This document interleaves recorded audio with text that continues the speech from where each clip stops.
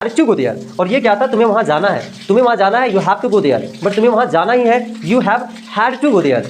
Good morning everyone, welcome back all of you to the another video in my channel. आज की इस class में हम लोग स्टडी करने वाले हैं have to, has to and will have to का प्रयोग। हालांकि आप में से बहुत सारे लोग हैव टू, हैज़ टू का प्रयोग जानते होंगे, बट फिर भी मैंने सोचा कि इस पर मुझे एक वीडियो बनाना चाहिए ताकि वैसे स्टूडेंट्स जिन्हें इनका प्रयोग नहीं आता हो वो समझ जाए। अगर मैं बात करूँ हैव टू, हैज़ टू और विल हैव टू का, तो इस पर guys I have to make 2 videos. मुझे इस पर 2 वीडियो बनाना पड़ेगा, बट आज की इस वीडियो में मैं आपको 5 यूजेस को कवर करने वाला हूं, और ये 5 यूजेज है वो आपके लिए बहुत ही इंपॉर्टेंट होने वाली गाइज। तो आप वीडियो को विदाउट स्किप किए हुए अंत तक देखने का कोशिश करें ताकि आप इसको समझ सकें। देखिए गाइज, हैव टू और हैज़ टू और विल हैव टू का प्रयोग जो होता है आपको पता है, ना है, नी है, ने है, ना था, नी थी, ने थे, ना होगा, नी होगी, ने होगे, ओब्लिक पढ़ता है, पढ़ती है, पढ़ा, पढ़ी, पढ़े, पढ़ेगा, पढ़ेगी, इन सेंस में प्रयोग किया जाता है।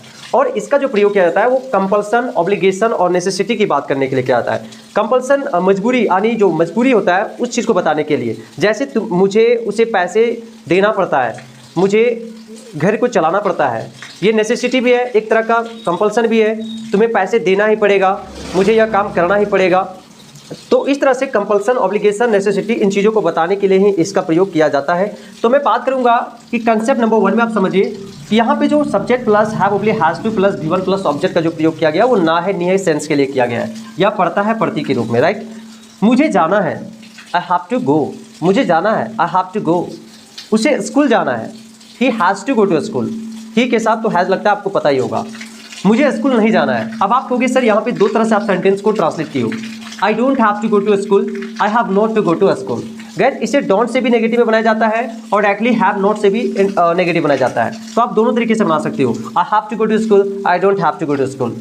क्या उसे यहाँ रुकना है, क्या उसे यहाँ रुकना है, does he have to stay here और has he to stay here. क्या तुम्हें इंग्लिश सीखना है, have you to learn English और do you have to learn English. You can speak both veg.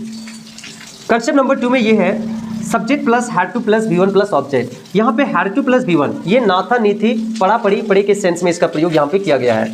मुझे अंग्रेजी सीखनी थी, मुझे अंग्रेजी सीखनी थी, I had to learn English, I had to learn English.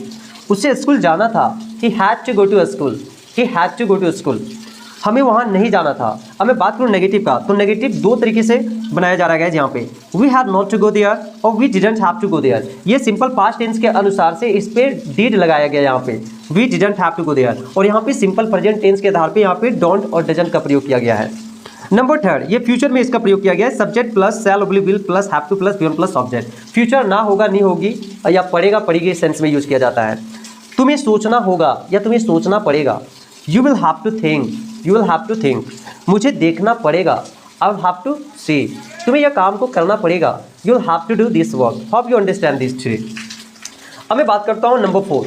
यहाँ पे subject plus helping verb plus having to का प्रयोग किया गया गाइस। हैविंग टू, देखिए हैव का बिफोर हो गया हैविंग, दैट मीन्स आप समझ सकते हैं कि ये प्रेजेंट कॉन्टिन्यूअस और पास्ट कॉन्टिन्यूअस की बात कर रहा होगा, और ये तो और फ्यूचर कॉन्टिन्यूअस टेंस का स्ट्रक्चर को आप गौर कर लेंगे। यहाँ पे पढ़ रहा है, पढ़ रहा था, पढ़ रहा होगा के सेंस में यूज किया जाएगा हैविंग टू प्लस V1।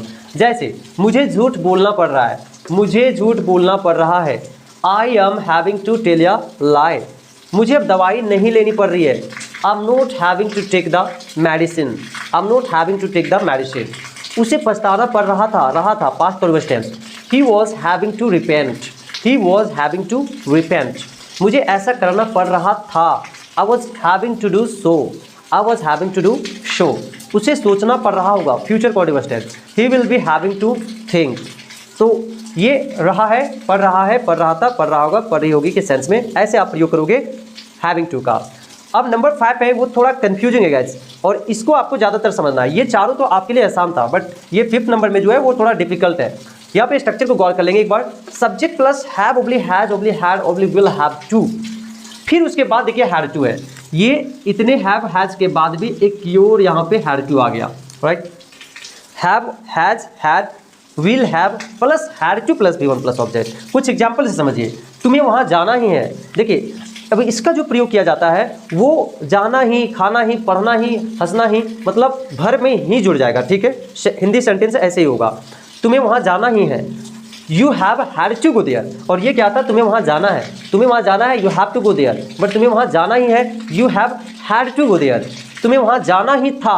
जैसे तुम्हें जाना था तो you had to go, but तुम्हें जाना ही था, यू हैड टू गो, तुम्हें वहाँ जाना ही होगा। एक था तुम्हें वहाँ जाना होगा, तो you will have to go there, but तुम्हें वहाँ जाना ही होगा, then you will have had to go there, you will have had to go there.